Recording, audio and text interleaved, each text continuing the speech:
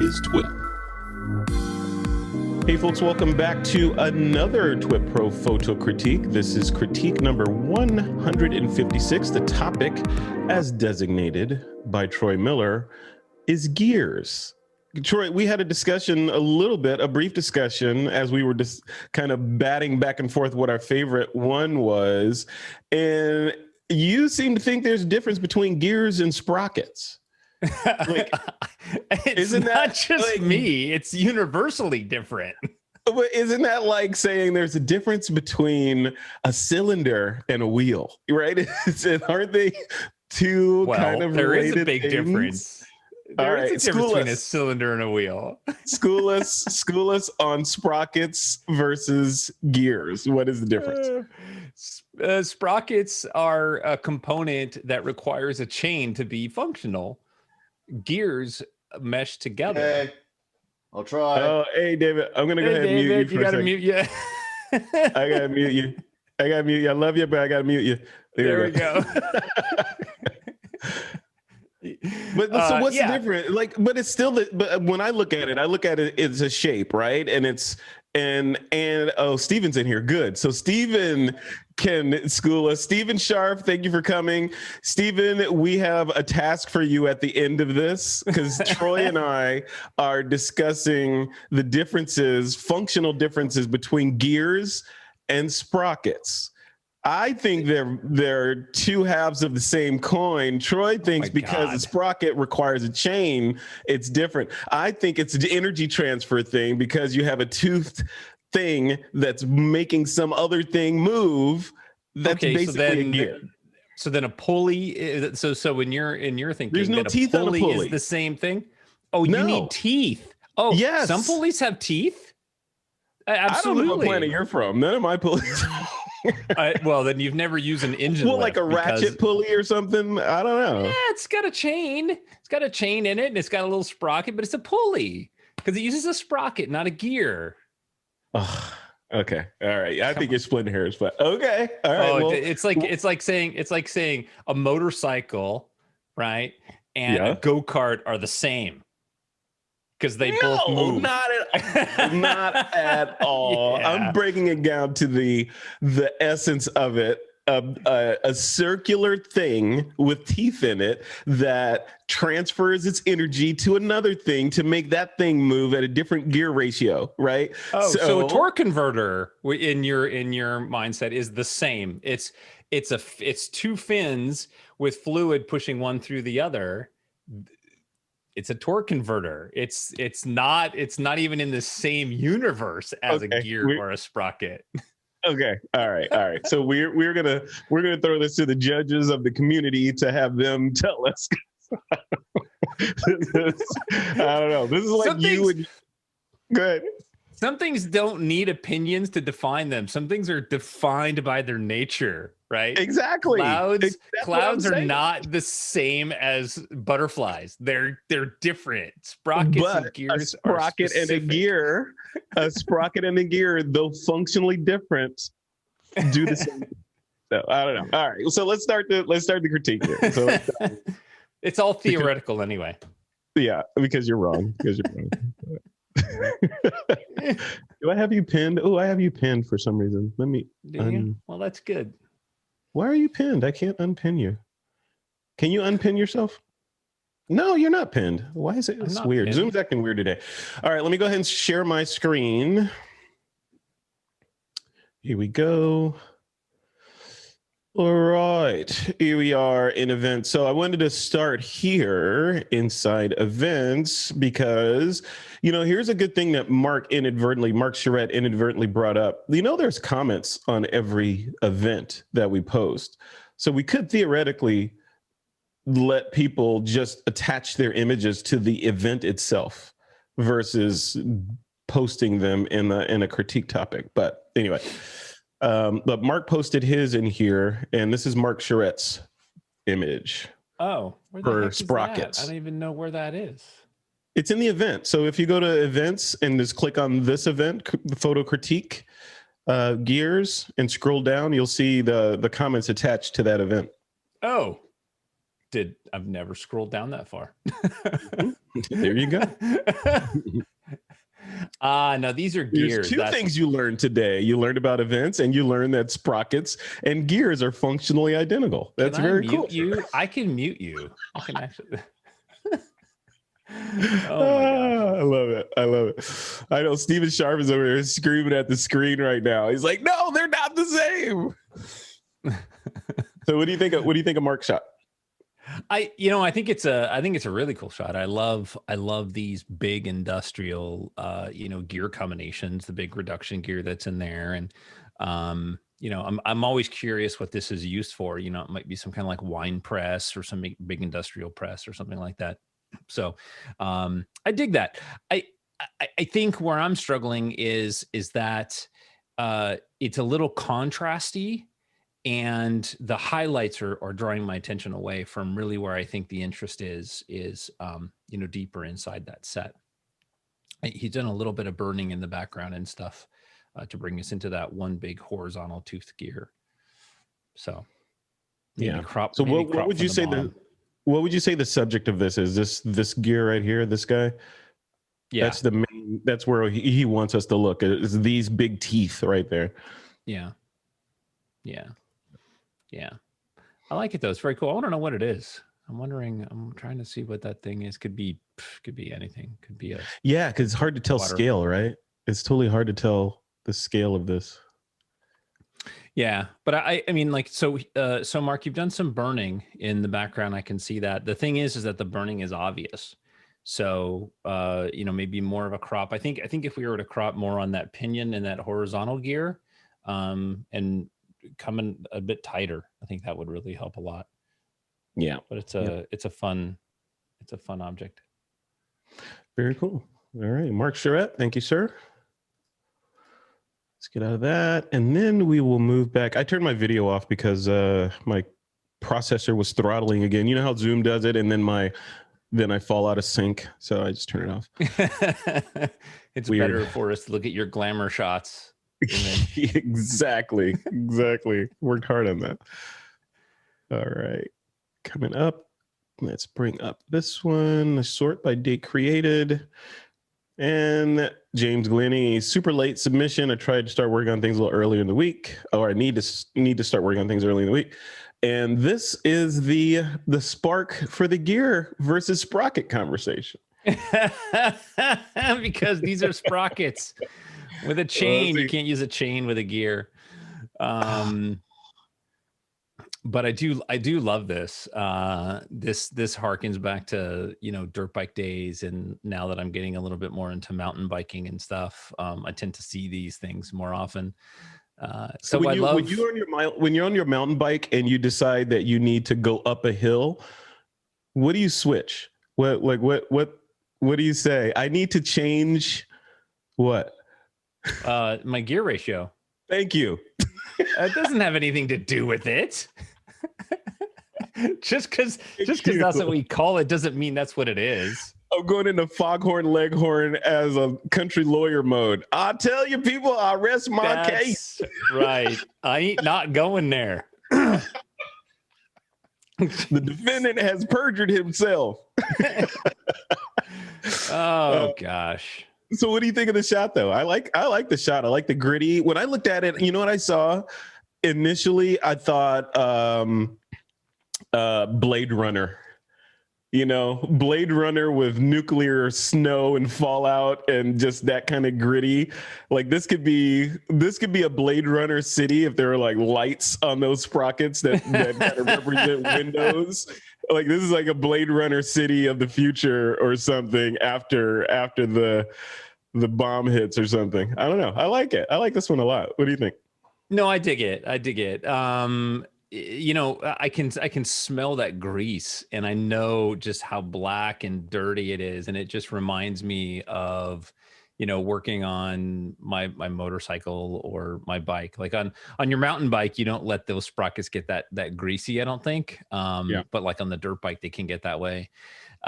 So, I kind of relate to this, right? I've disassembled these and I've cleaned these and I built these.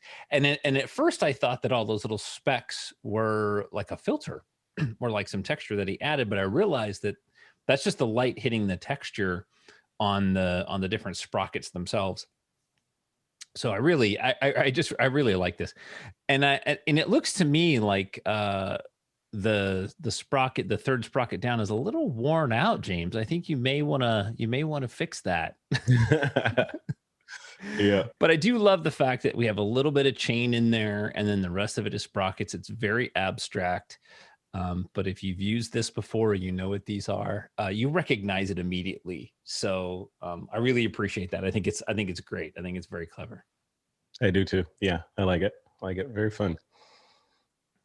All right, James Glennie. And then next up is Stephen Scharf.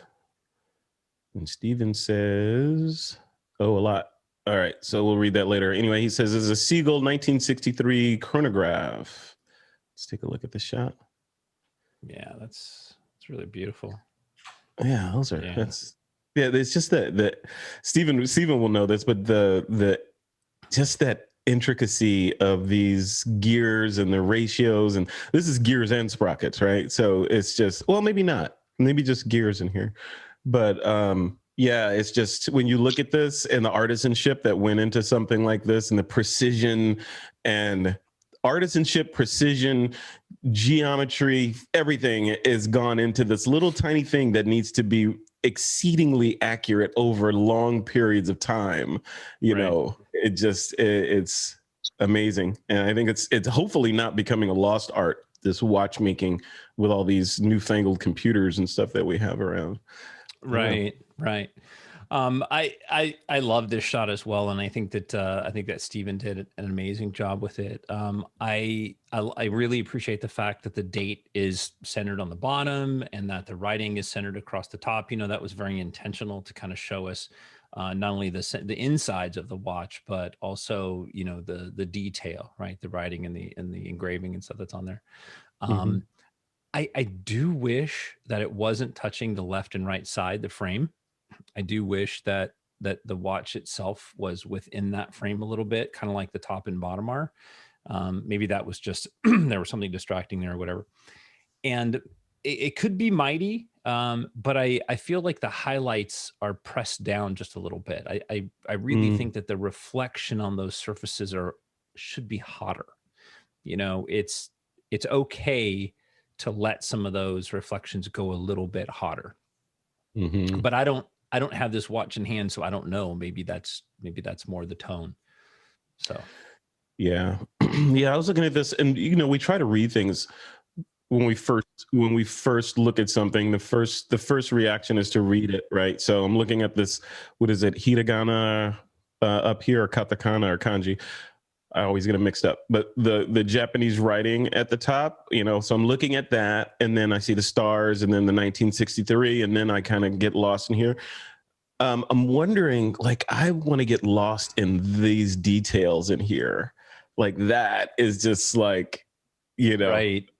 It's just so many layers of depth and detail, and then looking at it with a crop like that, then your brain is like, how big is this? Is this a big factory that's making something, or is this a miniature, right? You kind of get lost and trapped in it like that. I like that.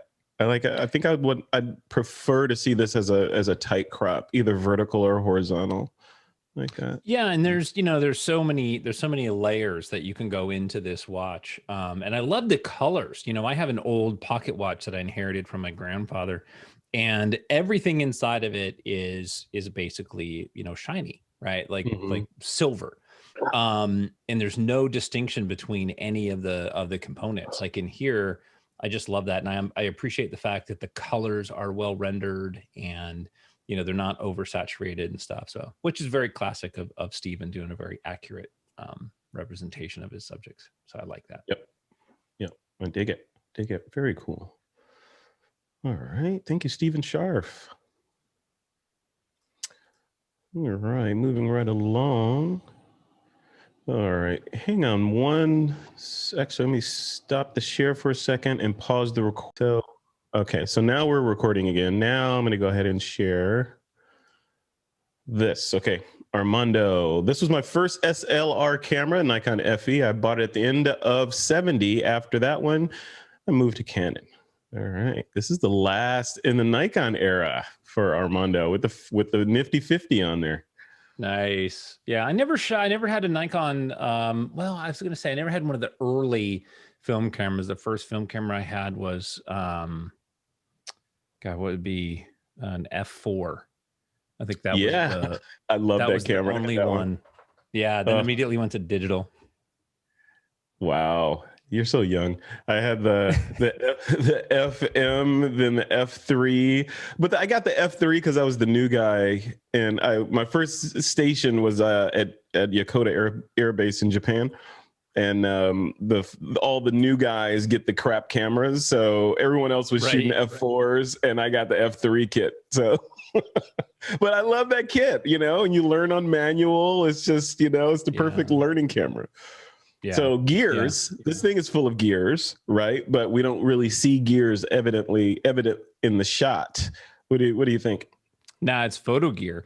It's a really great shot. And what I really like about it is the perspective, and the use of shallow depth of field, and just the overall composition. I think it's very creative. The way the lighting is coming in, we've got a slight reflection on the bezel of the lens, where we can read that 50 millimeter, which I wish the 50 was a little bit sharper, because I feel like the subject of this is the lens itself. Mm-hmm. But I love that. And then off to camera, right? I like that blue highlight that's coming in and lining the edges of the camera. I think it's a nice contrast between the warm. So kind of like here and here. Yeah, and I don't know if that was really intentional, or if that just happened to be like an open window light that spilled in there, and it was very serendipitous in how those colors contrasted. But it works really well, and I really like that. So it's a great product shot, and it's a good image of the camera. So do you think subliminally, right? Where it's back to that orange and teal controversy that we talk about a lot, right? So you got the orange warm colors over on this side, and then the cooler highlights coming in from the other side. Is that just the subliminal, we like contrast nature of us as photographers? We do. I mean, I think that it's appetizing to be able to see, looking at the color wheel, we know that there's certain complementary colors and there's certain opposing colors. And in this case, really what that blue does is it offsets the orange. So it makes the orange and the warm tones stand out. The orange and the warm tones make the blue tones stand out. And that's just using your color palette. So I really appreciate that. It's really cool. It's a really nice shot of that camera. Very, very, very nostalgic. This shot brings me back because I remember this strap. I had this strap, and I hated this strap. Yeah, I hated. This was the last strap I think the last OEM strap that I had on a camera, because this strap was, it said Nikon on it, which when you're traveling in foreign lands, probably don't want to be advertising that you have expensive gear on you, and then B, it just dug into your neck, right? Yeah. After like wearing it for 5 hours, it was just like a rope pulling on your neck. You would have just a wound back here. Yeah, that's why I still walk like this now, Exactly. Yeah, but cool shot. Very nostalgic. I love it. Yeah, I thought you were going to say you'd want to see this in black and white, so I'm happy you didn't say that. No, and that's one of those things where the color in this image really, really adds to the image itself. It would feel a bit more lifeless if you made it black and white. Now, if you really wanted to focus on the Nikon name and the shape of the body, then it would make sense to go black and white, because then the colors are gonna fall away, right? Yeah. No, it also depends on who this is for, right? Because if this is for the old head Nikon shooters that remember this body and the pains of that strap and all that, you want that Nikon gold in there to kind of sell it. So yeah, you do. Yep. Very cool shot. Very cool. Thank you, Armando. Up next is Nora Zanotinus. Nora says, engaged, tried black and white, but could not get an image that worked as well as the color image. All right, let's take a look. Yeah, this is very cool. Yeah, this is a lot of fun. You know what I really enjoy about this is the perspective. You know, because it's a can opener, and normally we look at the can opener from the blade side, not the gear side, right, or the sprocket side. We look at it from the other side, and I think it's really cool to change that direction. So we have to stop because we're not used to seeing it from that perspective. So yeah, I love that. Some of the highlights, like in the lower left corner, I think were pushed down a little too far. You know, if you have a clipped highlight, you just can't push it down until, you know, it's not bright anymore. You have to actually put detail and stuff in there. So that would really be the only thing. What would you do to, you know, assuming that's what happened, what would you do to keep that from looking like a muddied highlight? Oh, what you would do is you would take some of the detail right next to it, some of that texture, and you just clone that in there, just to kind of fill it in so that it didn't feel like this blank hole. And in the dark room, we called that paper white, right? Like there was no grain left on top of it at all. But I do love the perspective of this, and this would make a great NFT. Oh, so you're still on that, man? You're still learning, huh? Nah, yeah, it's still ridiculous. It's still ridiculousness, but yeah, whatever. Yeah. That's what they said. That's what they said about people buying Apple stock in the 90s. Oh yeah, don't even get me started on that whole topic. That's just ridiculous. I love it. Yeah, we're gonna have more conversations. I know that you make these anti comments just to goad me. I know you do. I'm so surprised that you haven't caught on to that yet. Like I caught on. Yeah. It's like throwing bread into a koi pond with you, man. You should see my legs. They're like wrapped around 17 times because I'm just trying to stay calm. Just doing a good job. It's like do a good job. Art of irritating Troy with acupuncture words. All right. Coming up next is Karen Sweeney. Karen, thank you for coming. She says she hasn't been here in a year. This marks the return of the Karen Sweeney to the TWiP Pro critiques. Right. Hopefully mixers. Karen says, some bike bits from my spares drawer for the Gears critique, shot with a D850 with a 24 to 120 millimeter at 75 f16 aperture, 5-second exposure at ISO 64. Yeah. I dig this. This is great. I love this. And I love the fact that it's a combination of sprockets and gears. Yes. I like that. Yes. And I'm wondering, and you know, you can let us know, but I think this is a reduction gear for sure. And I'm wondering if it's like the rear drive off of like an e-bike or something. But I've always loved reduction gears, and so this is just super cool. I like this. I like the background, those diagonal lines. That's that everything's leaning against. I think that adds a nice element. The concrete base, the way that the outside ring is leaning in there, and then you've got the reduction sprockets or the gears in the back. Yeah, I just think it's really wonderful. Yeah, black this and is white. Cool right here. You would go black and white with this one? Really? I think I would. Yeah. Interesting. Yeah, I'd go either way on this one. I like this this little detail, the reflection in there, a lot.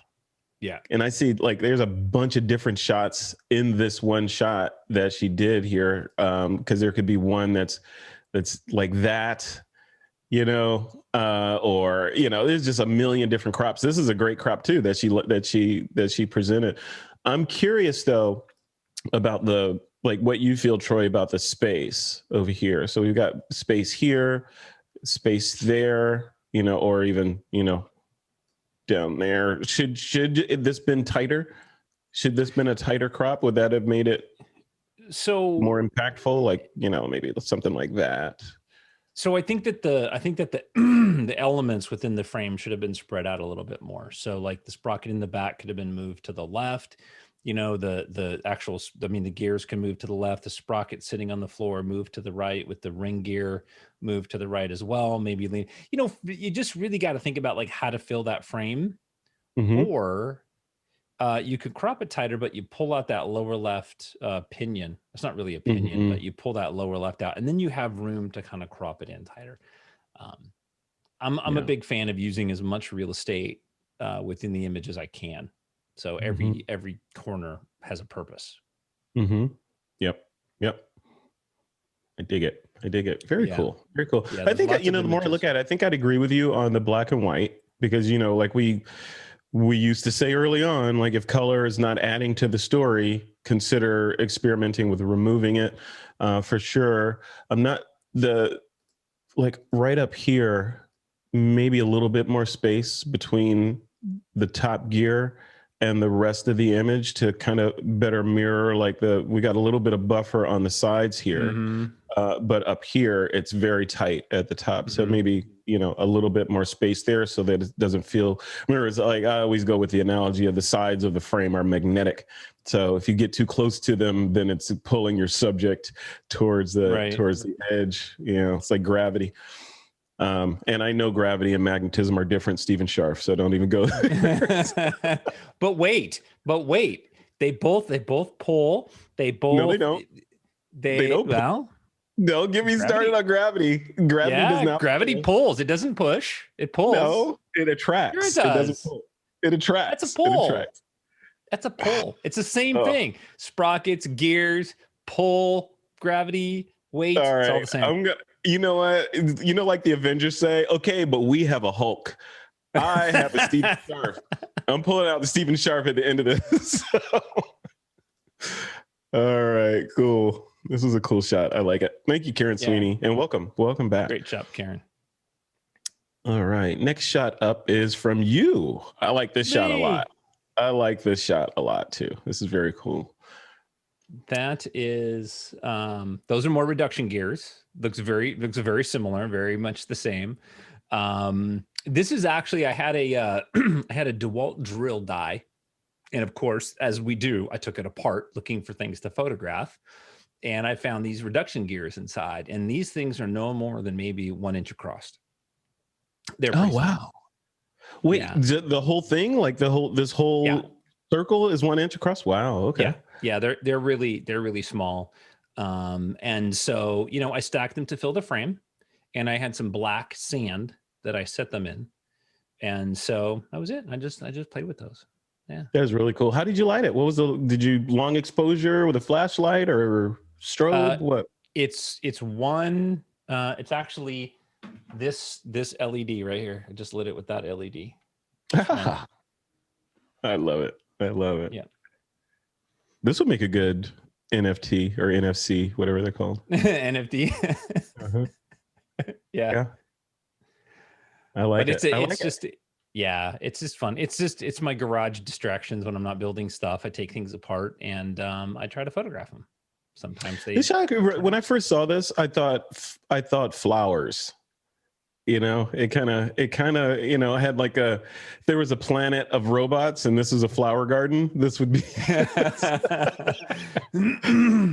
flowers in the robotic flower garden. Yeah. Very cool. Good. Thanks for throwing that in there. The heart band of a name. Yeah.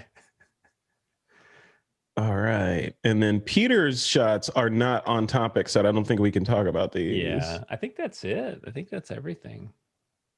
Yeah, that's it. That is it. All right. Do we have a favorite? I'm gonna let you pick a favorite. I already told you my favorite. You get to pick based knowing what my favorite is.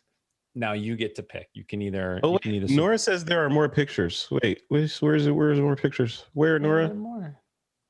Where do you see Nora pictures at? Mine. What? Amy Brooks? Mine is of a sculpture with the moon. Oh, in the other critique area? Did I not turn that off? Hold on. Let's go take a look. Oh, bad this admin. User error. Oh, yeah. Here we go. There you go. Okay. Why is it still active? That's so weird. I did deactivate this topic area. That's so weird. Amy Brooks. Moon goddess with gears armpit. Oh, I did see that. I did see that in I didn't realize that it was are you gonna share it? I'm sure. Oh yeah. Oops, sorry. I'm looking at it. I was about to critique it on my own. You need help? What do you need? What do you do this once in a while? Lubrication. We only do this once a week, Frederick. We're on like I know. It's hard. It's hard. This is cool. This is like one of those shots that you see driving across the country, you know, on Route 66 or something. Yeah. Yeah. This is very interesting. I love the fact that the moon is in there. That's like my favorite thing. I mean, whatever's in the foreground is not as interesting as the moon. I just love the moon. So it's a super cool shot. I wouldn't have seen the sprocket in there had she not mentioned it, but I do like Are there any gears in here? I'm looking. Well, is this a sprocket over on this side, Troy? Or is this a sprocket on the left? Are they both sprockets, or is one a gear and one's a sprocket? To avoid being criticized even more by our host, I refuse to answer that. I'm gonna say that this one is a gear and this one is a sprocket, which means they are separated by the length of their teeth. Maybe. I don't know. No, I got some work to do. What we have on the right is probably the outside gear from like a torque converter, because that pan that you see right there on the right looks like a torque converter cover. Whether it is or not, I'm just going to say that's what it is. But I really do enjoy this shot. I not knowing what the original looks like, Amy. So what I'm going to suggest is that you bring the exposure down so we get full detail in the moon. So the moon becomes the subject, and then your statue becomes sort of our secondary hook, sort of our foreground, right? And then rotate it slightly clockwise so that your subject is, or your statue is straight up and down, and then crop it so you split it right up the middle. I don't think we need to see the right half, right? So then we have this really odd graphical element that would be the right frame, then the arm coming in, and then the moon. So you're saying like kind of like this? Yeah. And bring the crop up a little bit, just to the diamond, right? Oh, kind of like right there. No, right at the edge of the left edge of the diamond. So you split the diamond in half. Come up. Oh, I see what you're saying. Okay. Yeah.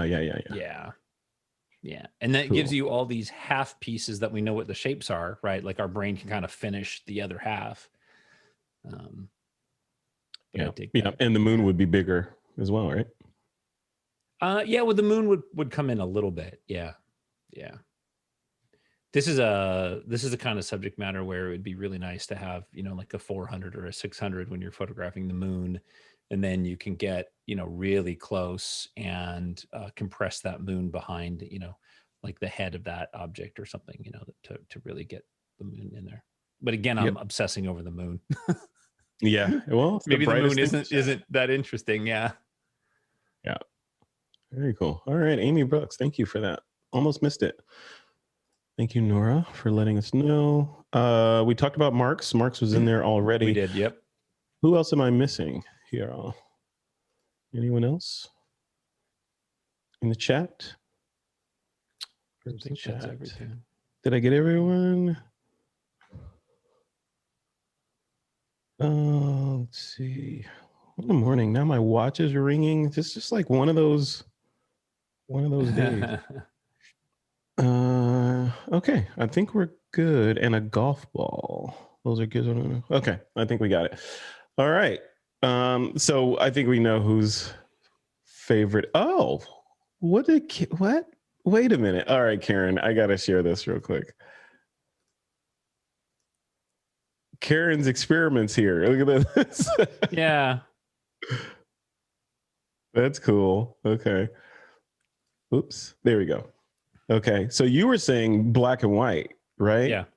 What do you think of that black and white treatment? I love it. I think it's great. And what it does to me is it brings out the shapes more than the coloring. You know, the color, the color tends to draw my attention away from the shapes, where I think the black and white, especially if you can do it contrasting and keep those highlights on the reflective surfaces. And I like the placement of the equipment better in that lower right-hand corner. There's a couple of them that are like that. But I like that you've minimized the dead space in the frame. Yeah. Yep. Very cool. Thanks for sharing that. It's nice to see people's sort of thought process as they walk through which one to submit. Is really cool. Yeah, exactly. Yeah, I'm a fan. I think I'm a fan of that one, the black and white one. So yeah, you were actually spot on with that. Very cool. Even a broken clock is right twice a day. Very nice. All right.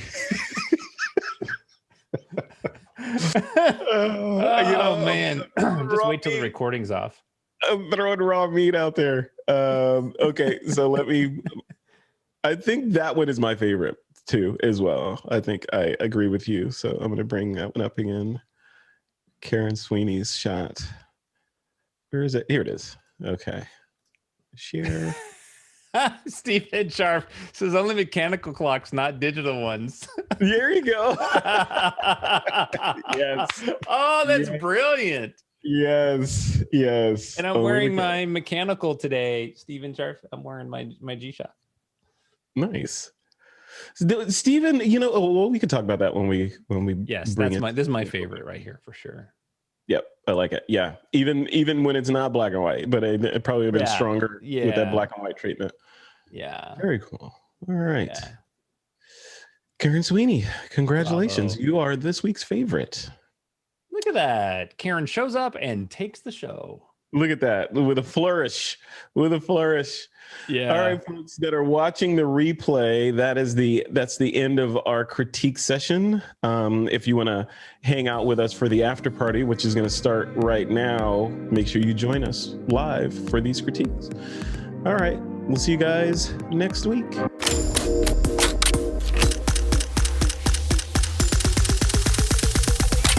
This is TWiP.